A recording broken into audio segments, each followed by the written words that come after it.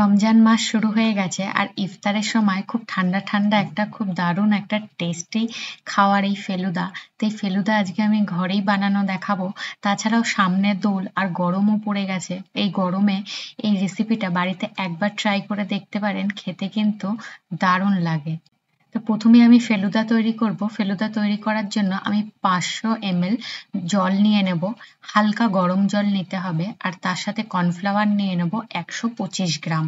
তো হালকা গরম জলেই অবশ্য কর্নফ্লাওয়ারটা দেবেন, নয়তো কিন্তু ছোট ছোট গুটলি মতন পেকে যাবে, মতলব গুটলি হয়ে যাবে। তো গরম জলের মধ্যে, হালকা উষ্ণ গরম জলের মধ্যে কর্নফ্লাওয়ারটা দিয়ে ভালো করে মিক্স করে নিতে হবে।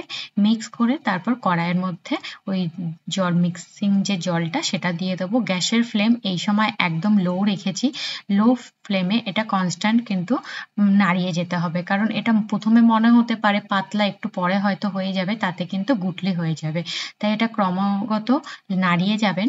আর সামান্য কিছু মিনিটের মধ্যেই দেখবেন এটা একদম একত্রিত হয়ে যাচ্ছে। আর তারপর একটা স্প্যাচুলার নিয়ে নিয়েছি, স্প্যাচুলার সাহায্যে এটা একটু এটা মানে বানাতে হবে, কারণ এটা যতক্ষণ না ট্রান্সপারেন্ট একটা কালার আসছে ততক্ষণ এটাকে নেড়ে চেড়ে যেতে হবে। আর একটা বাটির মধ্যে গরম বলছে, একটা বাটির মধ্যে বরফ নিয়ে নিয়েছি আর ঠান্ডা জল। যখন এটা এরকম ট্রান্সপারেন্ট একটা কালার চলে আসবে, সঙ্গে সঙ্গে একটা সাঁচা নিয়ে নিয়েছি।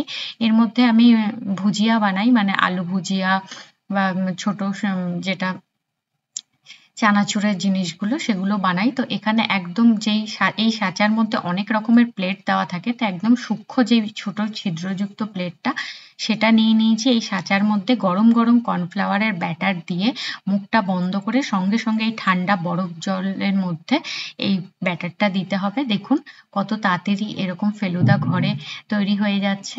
এরকম সঙ্গে সঙ্গে কিন্তু এটা করতে হবে গরম থাকা অবস্থায়। যদি ঠান্ডা হয়ে যায় এটা কিন্তু আর তৈরি হবে না ফেলুদাটা। মনে রাখবেন একদম সঙ্গে সঙ্গে গরম থাকা অবস্থায় করতে হবে। দেখুন একটুখানি কিন্তু আমার ব্যাটার খারাপ হয়ে গেছে, কারণ এটা ঠান্ডা হয়ে গেছে।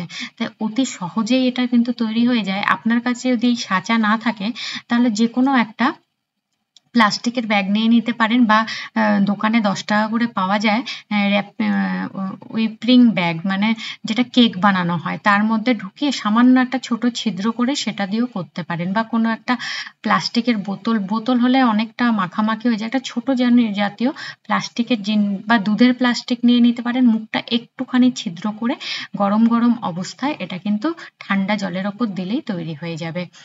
আর এখানে দেখুন আমি চিয়া সিড নিয়ে নিয়েছি। চিয়া সিডটা 3 থেকে 4 চামচ নিয়েছি। এটা কিন্তু ভিজলে অনেকটা হয়ে যায়।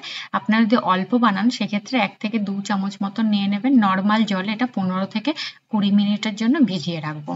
আর এখানে একটা পাত্রের মধ্যে আমি ফুল ফ্যাট আমুলের দুধ নিয়ে নিয়েছি। দুধটা গরম হতে দেবো। এখানে আমি কাস্টার্ড পাউডার নিয়ে নিয়েছি।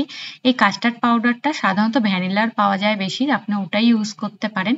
তবে আমার কাছে ঘরেই ম্যাঙ্গো ভ্যানিলা কাস্টার্ড পাউডার ছিল, যেহেতু আমি কেক আর কুকিজ এগুলো বানাই তো আমার লাগে, তো আমি ওই কারণে ম্যাঙ্গোটাই ইউজ করছি যেটা ঘরে ছিল। তো গরম দুধ একটুখানি তুলে নিয়েছি, তার মধ্যেই আমি 1 টেবিল স্পুন আর 1 টিস্পুন, দুটো মানে দুটো কোয়ান্টিটি নিয়ে কাস্টার্ড পাউডারটাই গরম দুধের মধ্যে গুলে নেবো একটা চামচের সাহায্যে। আর মনে রাখবেন দুধটা হালকা একটু গরম হতে হবে, নয়তো কিন্তু কাস্টার্ড পাউডারটা ওই ঠান্ডা দুধের মধ্যে দিয়ে দিলে লামস পড়ে যায়। তো এবার ওই ভালো করে গুলে নিয়ে তারপর এই দুধের মধ্যে দিয়ে দেবো। 2 মিনিট মতন ফোটালেই যথেষ্ট, কারণ এটা খুব একটা গাঢ় চাই না, একটু পাতলাই চাই। আর এটা ঠান্ডা হলে আর একটু গাঢ় হয়ে যাবে। তো ওটা একদম ঠান্ডা হলে একদম ফ্রিজের মধ্যে দিয়ে দেবো, তাতে একদম চিল্ড কাস্টার্ড থাকলে খেতে ভালো লাগে। তো এখানে আমার কাছে কোয়াশ ছিল, যারা কেক বানান জানেন কোয়াশ তাদের কাছে থাকে। আপনার কাছে যদি সুগার সিরাপ থাকে বা অরিজিনাল ম্যাঙ্গো থাকে, তো ম্যাঙ্গোর পাল্প মিক্সিং জারে ঘুরিয়ে, মানে ম্যাঙ্গো পাল্প বানিয়ে নিন, বা সুগার সিরাপ ইউজ করতে পারেন, বা রুহ আফজা ইউজ করতে পারেন। তো আমি এখানে কোয়াশ দিয়ে দিলাম, তারপর ফেলুদা দিয়ে দিলাম, তার ওপরেই চিয়া সিডটা যে ভিজিয়ে রেখেছিলাম, ওই জলটা কিন্তু ছাঁকনি দিয়ে ছেঁকে ফেলে নিয়েছি, তারপর চিয়া সিডটা দিয়ে দিচ্ছি আর একদম ঠান্ডা চিল্ড কাস্টার্ড দিয়ে দিচ্ছি। তার উপরে একটু ম্যাঙ্গো আইসক্রিম বা ভ্যানিলা আইসক্রিম, আপনার কাছে আইসক্রিম যেটা খুশি থাকে সেটাই ইউজ করতে পারেন। তবে ভ্যানিলা সব কিছুতেই যায়। আমার কাছে ম্যাঙ্গো ছিল না, আমি নিয়ে এসেছি। ম্যাঙ্গো আর স্ট্রবেরি এই দুটো দিয়েই আজকে বানাচ্ছি। স্ট্রবেরি একটা কোয়াশ ছিল, তো স্ট্রবেরি দিয়েও বানাচ্ছি। আপনার কাছে যেটা আছে সেটা দিয়ে বানিয়ে খেয়ে দেখতে পারেন, দারুণ লাগে খেতে। এই ফেলুদা কিন্তু কুলফির ওপরেও দিয়ে ওপর থেকে একটু রুহ আফজা বা সুগার সিরাপ দিয়ে খেতেও কিন্তু দারুণ লাগে। খুব ঝটপট খুব তাড়াতাড়ি এই ফেলুদা বানিয়ে নিতে পারেন। আর এটা কোনো এয়ারটাইট ডিব্বার মধ্যে কিন্তু 5 থেকে 6 দিন ফ্রিজে রেখে দিলে ভালো থাকবে। আমার ছেলে একদম চিয়া সিড খেতে পছন্দ করে না, তবুও ও খাবে। ওর রিয়াকশনটা দেখুন।